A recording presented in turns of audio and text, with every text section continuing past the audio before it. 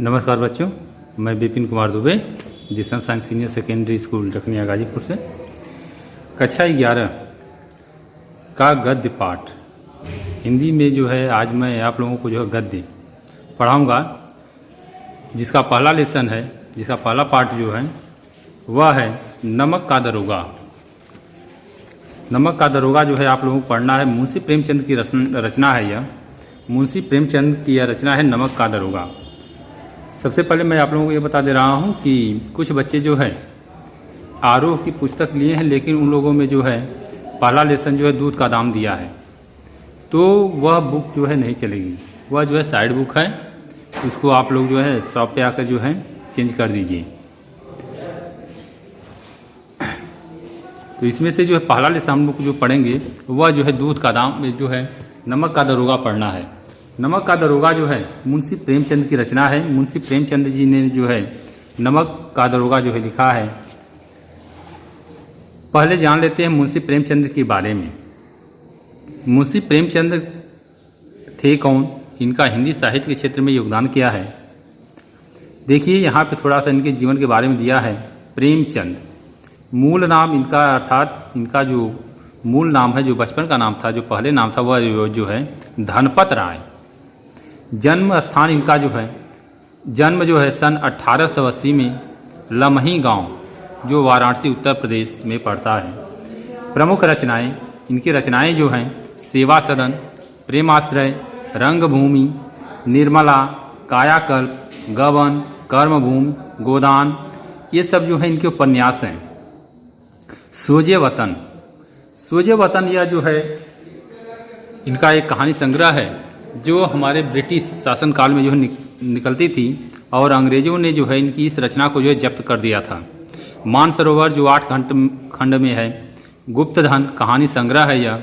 Karbala, संग्राम, प्रेम की देवी यह नाटक हैं 3 इनके। कुछ विचार, विविध प्रसंग यह निबंध संग्रह हैं, और इनकी मृत्यु जो है 1936 ईस्वी में हुई। अब हिंदी साहित्य के क्षेत्र में जो है मुंशी प्रेमचंद का योगदान क्या है। प्रेमचंद हिंदी साहित्य के शिखर पुरुष माने जाते हैं। अर्थात प्रेमचंद जो है हिंदी साहित्य में जो है शिखर पुरुष माने जाते हैं। कथा साहित्य के इस शिखर पुरुष का बचपन अभाव में बीता। जो कथा साहित्य है, जो कहानी साहित्य है, कहानी साहित्य के इस शिखर पुरुष का जन्म जो है बचपन जो है अभाव में जो है व्यतीत हुआ। स्कूली शिक्षा पूरी करने के बाद पारिवारिक समस्याओं के कारण जैसे तैसे बीए तक की पढ़ाई की। अंग्रेजी में एमए करना चाहते थे, लेकिन जीवन यापन के लिए नौकरी करनी पड़ी। सरकारी नौकरी मिली भी, लेकिन महात्मा गांधी के असहयोग आंदोलन सक्रिय होने के कारण त्याग पत्र देना पड़ा। यह किसी तरह से जो है स्कूली शिक्षा पूरी किए, जैसे तैसे जो है बीए की पढ़ाई किए। अंग्रेजी में से जो है एमए करना चाहते थे, लेकिन जो है पारिवारिक स्थिति जो है अच्छी न होने के कारण इनको जीवन यापन के लिए जो है नौकरी करनी पड़ी। और नौकरी, सरकारी नौकरी तो उनको मिल गई, लेकिन महात्मा गांधी के असहयोग आंदोलन में सक्रिय होने के कारण जो है इनको अपनी उस सरकारी नौकरी से जो है त्याग पत्र देना पड़ा। राष्ट्रीय आंदोलन से जुड़ने के बावजूद लेखन कार्य सुचारू रूप से चलता रहा।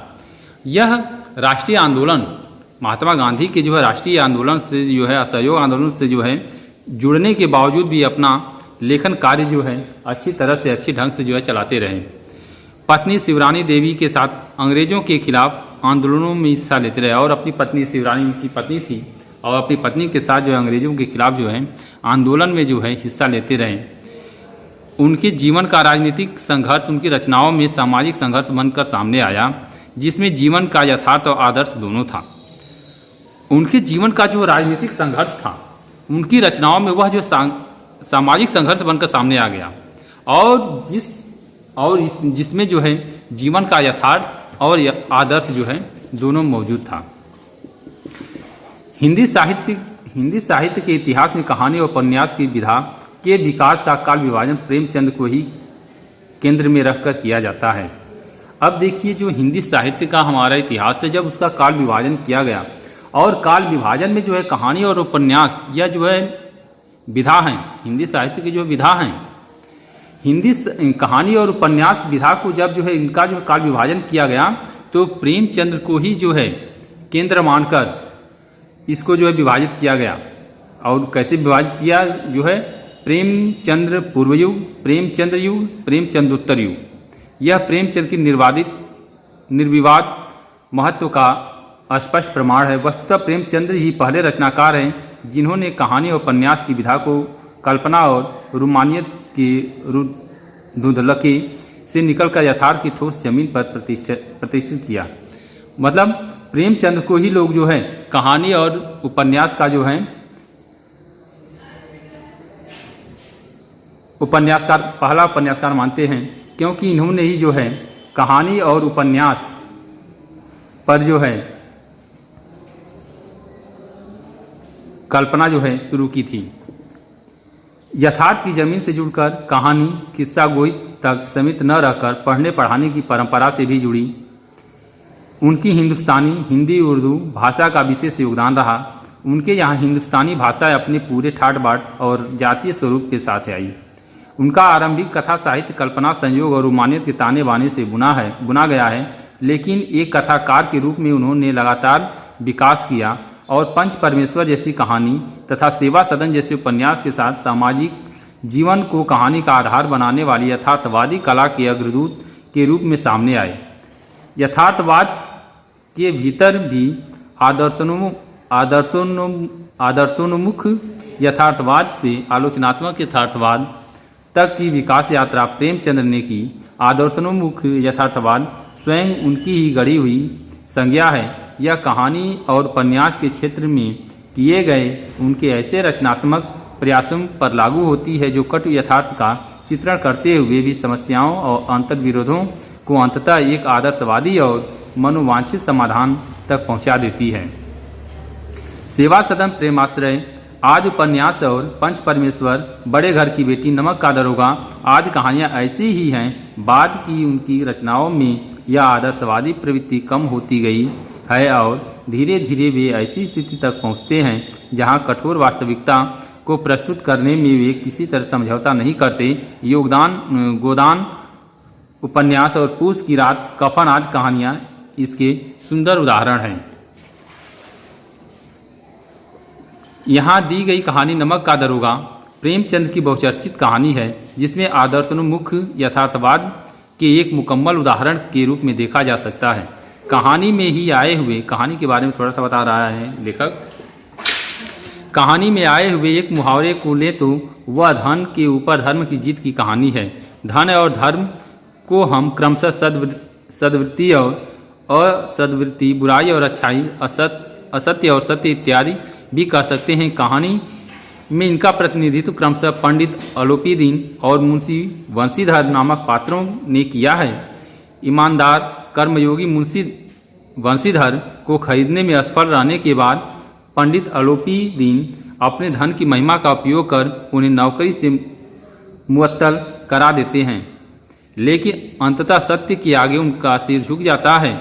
वे सरकारी महकमे से बर्खास्त वंशीधर को बहुत ऊंचे वेतन और भत्ते के साथ अपनी सारी जायदाद का स्थायी मैनेजर नियुक्त करते हैं और गहरे अपराध बोध से भरी हुई वाणी में निवेदन करते हैं।